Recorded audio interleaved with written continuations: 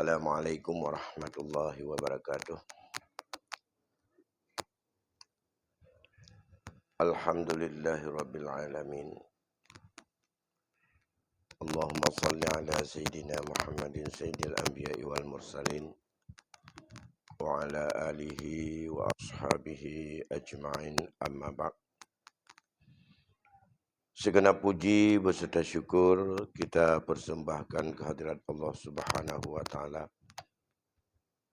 Selawat dan salam kehadiran junjungan Nabi besar Muhammad sallallahu alaihi wasallam, pada keluarga dan sahabatnya sekalian, Bapak, guru-guru kami, serta jamaah salat maghrib yang dimuliakan Allah Subhanahu wa taala. Baiklah, pada malam ini kita lanjutkan pengajian kita.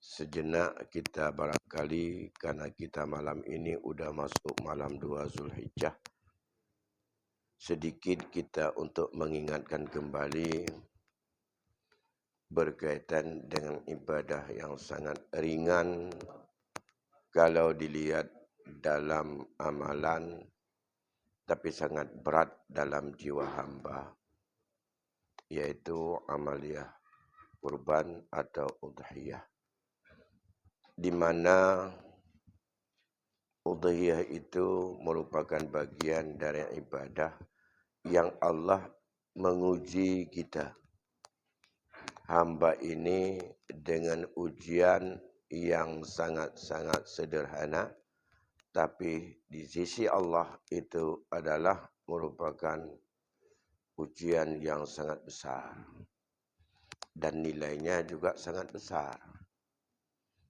karena nilai udhiyah itu adalah merupakan lanjutan daripada apa yang pernah peristiwa itu terjadi pada Nabiullah Ibrahim alaihissalam saat di puncaknya beliau melaksanakan perintah Allah untuk melakukan pengorbanan, penyembelihan terhadap anak kesayangannya Ismail, hingga Allah nyatakan, qad sadaqtar ru'ya ya Ibrahim, kamu telah membenarkan terhadap apa saja yang datang dalam mimpimu, dan kamu betul-betul itu sebuah ujian yang nyata. Innaha labalaul mubin. Tapi apa yang kamu lakukan itu wafadaina bizibhin atim. Kami ganti, kami tebus terhadap apa ketulusan yang kamu lakukan itu dengan satu sembelihan yang sangat agung. Yang agungnya yang mana? Sembelihan yang Allah ganti kibas sebagai ganti daripada Nabi Allah Ibrahim. Itulah zibhun azim. Tapi zibhun azim itu Allah lanjutkan, wa tarakna minal akharin. Ini kami abadikan. Nilai yang merupakan zibhun azim ini untuk menyembelih, yang disembelih oleh Nabi Allah Ibrahim adalah kibas yang dibawa oleh malaikat, bukan yang dicari pada peternak. Tapi yang ditinggalkan kepada kita itu adalah tidak lagi pada anak, langsung kepada kibas dan sejenisnya, yaitu dari binatang ternak yang 4 kaki. Itulah keagungannya. Beda dengan amaliyah yang sifatnya lain-lain daripada perintah penyembelihan. Walaupun sama-sama sunat, tapi substansinya beda-beda. Sebagai satu ibadah yang sangat besar dan agung sekali. Misalnya ada anjuran untuk akikah. Itu beda. Akikah kapan saja bisa dilakukan. Kalau enggak bisa pada hari ke-7, 14, 14, 21, kapan saja boleh. Tapi kalau ini enggak boleh. Tetap pada aspek sejarah kejadian yang Allah ganti itu, yaitu pada hari nahar dan selanjutnya pada hari-hari tasyrik. Kemudian juga ada yang sunat menyembelih luga seperti walimatul urus, yaitu sekurang-kurang walimatul urus kalau kita mampu sembelihlah seekor kambing. Tapi tidak ada kriteria kambing seperti apa. Yang penting kambing itu bisa dimakan, kamu sembelih aja. Apakah kamu sembelih atau kamu beli daging atau apa saja, tidak ada. Tapi nilai pahalanya besar. Tapi berbeda dengan substansi ibadah ini yang merupakan yang diabadikan sebagai daripada tapak kilas sejarah tentang wafadaina bizibrin azim.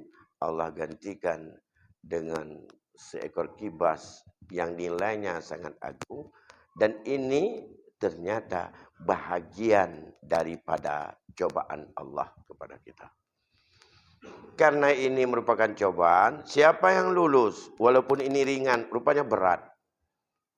Tidak semua orang yang mampu punya kemauan yang tinggi untuk bisa bersembelih dan untuk berkorban. Ya, lebih senang mungkin keluarkan seekor kambing, buat syukran, bubar panitia pesta, atau tutup hari karena mau libur panjang. Debit jo tidur debit peng blok kemeng ho non talak. Yang lebih ringan kadang-kadang diurus. Nyo kena berat. Tapi balun tun kemeng tu tu. Itu dia juga deh. Deh perpisahan tiga. Perpisahan dia macam-macam. Hana mau berat be. Menyonyo berat badai. Kibatnya ada pertanyaan dulu, tolong dikasih mic. Oh dah ya, alhamdulillah.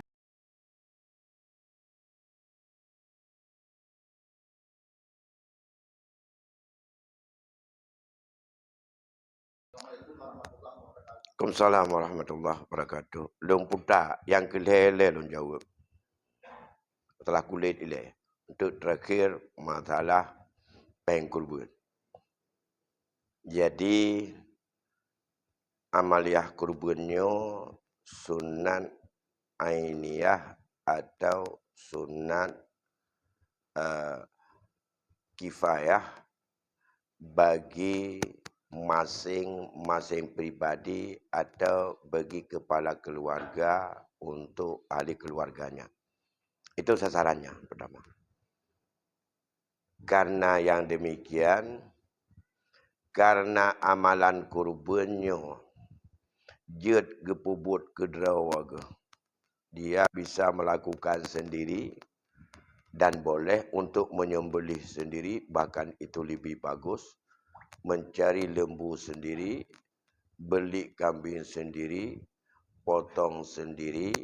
Kalau butuh biaya, upahkan orang untuk, kalau nggak ada yang bantu, boleh upahkan orang untuk melakukan caing, kemudian bagi antar kepada orang yang berhak atau kepada siapa yang akan dibagi. Kalau demikian, sekarang dalam kampung tumbuhlah daripada beberapa tokoh atas restu Syekh dan imam tentu saja membentuk sebuah panitia. Hakikatnya panitia itu adalah kelompok dakwah untuk memprovokasi dan untuk membangkitkan masyarakat agar punya semangat kurban. Yang kedua, kelompok ini bertujuan agar daging kurban itu barangkali kalau masing-masing yang banyak dapat banyak, yang tidak, tidak. Maka andai kata sudah dengan dikumpulkan panitia, mungkin pembagiannya akan merata. Yang miskin tidak tertinggal, dan itu tujuannya. Itu bukan syar'i, dan itu adalah merupakan usaha baik yang dilakukan. Lantas kalau demikian, kurban itu adalah milik sahib Dan kedudukan panitia itu adalah wakil. Wakil daripada sahib. Ya. Kalau wikalah tidak ada ongkos tentu saja. Ya. Dah. Kalau tidak ongkos, kalau sesuatu yang hak dan sah dilakukan sendiri, sah dan wakil baru lain. Jadi menyohan agak belau kedroga tia kedroga atau gemai kenang dia tia kedroga atau pengutumpuk kedroga juk kepada siapa, pulang penuh dengan umum wakil wikalah. Ini korban saya 1 ekor untuk disembelih dibagi kepada masyarakat. Itu tentu saja wakilah. Maka citra wakil yang sah gepubun etna tingkat wikalah yang geberi. Etna kewenangan yang geberi lepo. Menyana isyarat umum bahawa kewenangan sampo dengan truk mulai yak belau, maka itu kamu pun kaji keadat ka huruf. Cok pen mentau yak belau laju mesti nanti lagi nya atas dia cok pen diurang ka selesai. Timbang ke pembeda. Nyo 2 juta ke yum 5 ratus ke biaya-biaya atau 2 juta ratus untuk lembu, 200 per orang per 1/7 untuk biaya-biaya. Kalau disebut untuk biaya-biaya kepada sahib, dalam pertanyaan yang pertama tadi, berarti apa saja biaya-biaya itu masuk ke situ. Biaya jak belau lumo, hai kagrah boleh je. Tapi gehemat, menyohana gehemat, nanti 200 nyan 10 juta per tu mesti truk bak plastik hinan, nanti sewa tenda hinan, dumpu hinan, nanti. Tapi ya biaya-biaya mereka tidak mengambil ongkos. Tapi dari 200 itu ongkos kerja di situ. Biaya nejak minyak ondadron hinan, gerah nejak hinan, demahana gerinci.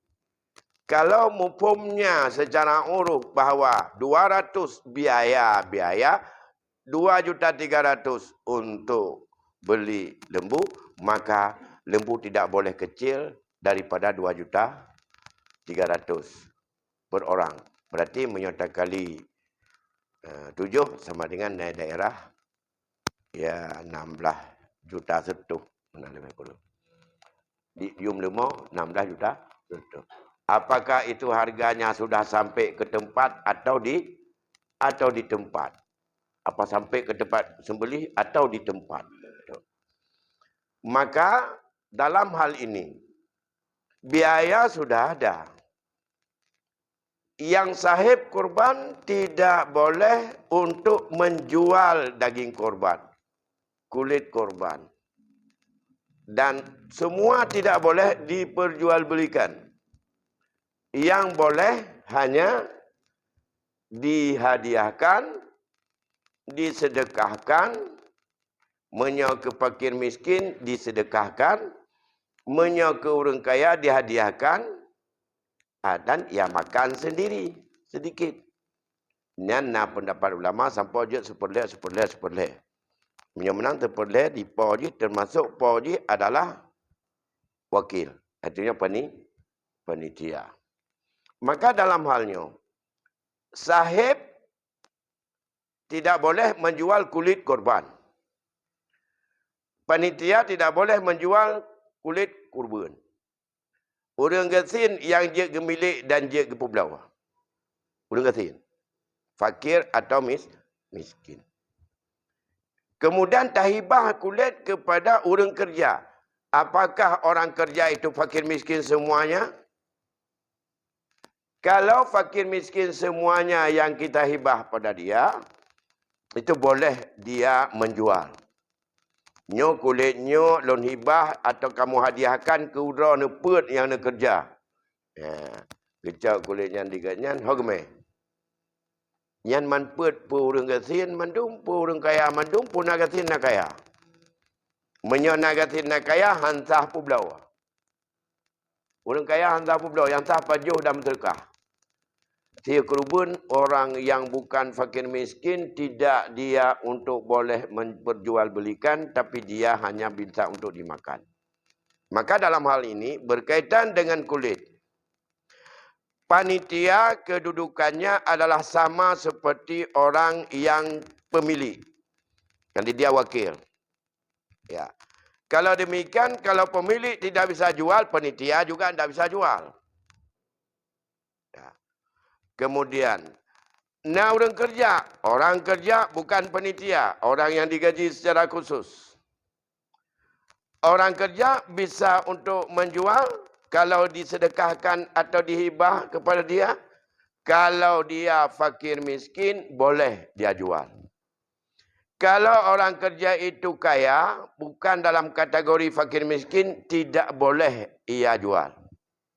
Menyamunan apa dua gasin, dua kaya antara penitia ataupun orang kerja. Nyan menyapa milik hantar pulau. Yang hantar pulau renjih dan keurangnya adalah hanasah katnya. Makanya jok keurang gasin, petapai yang gasin mandum yang kerja. Ni kulit kami hadiahkan pada kalian. Ya, terserah kalian mau buat tamu, tidur apa, atau mau dimanfaatkan, atau mau dijual, itu hak mereka. Alihnya hanya kun, nyo termasuk dengan tamah ke ungkoh, hansah. Sama dengan tapu blok, menyo tahu pegat ke ungkoh adanya. Itu tidak boleh sebagai ongkos kerja. Nah, ini yang dijaga menyangkut dengan kulit.